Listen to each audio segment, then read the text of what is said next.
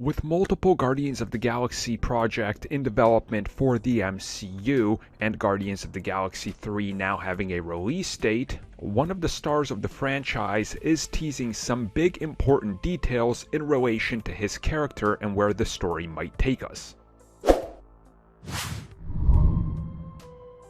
Vin Diesel is very well known for playing Groot in the MCU. Now, of course, his other big role is being the star of the Fast and Furious franchise, playing the character of Dominic Cornelius Toretto.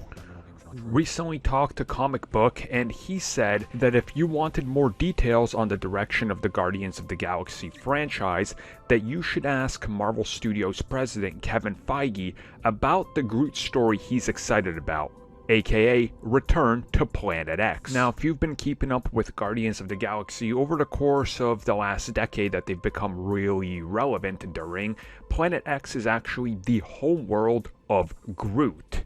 And in the comics, he was exiled from this world and he goes on his own journey. Now, in the MCU, we've never really explored anything relating to Groot's origin or what is happening, so it will be interesting to see how this plays into anything, if at all, gets played up in live action. A lot of people are assuming that this will be something that's explored in the I Am Groot animated series, but also we know that Guardians 3 is aiming to focus on some of the characters that haven't really had their backstory, histories, and central plots revolve around them.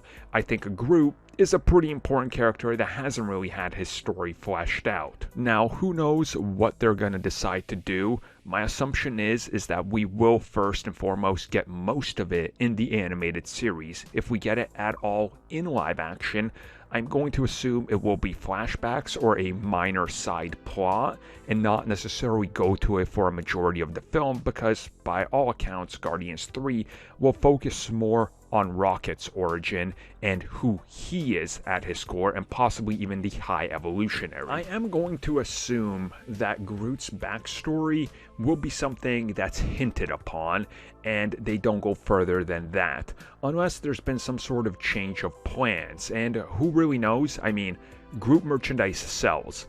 So maybe they do want to go to Groot's home planet in live action, because they know that the moment you show varieties of Groot and you make them look cuter than the last one, you're probably going to sell a lot more merchandise. So it's a smart marketing strategy, but also the animated series I think will be big within its own right. And I think there's something to be said there about exploring that aspect in animation and really getting down to the bottom of everything it has to offer in a more simplified manner.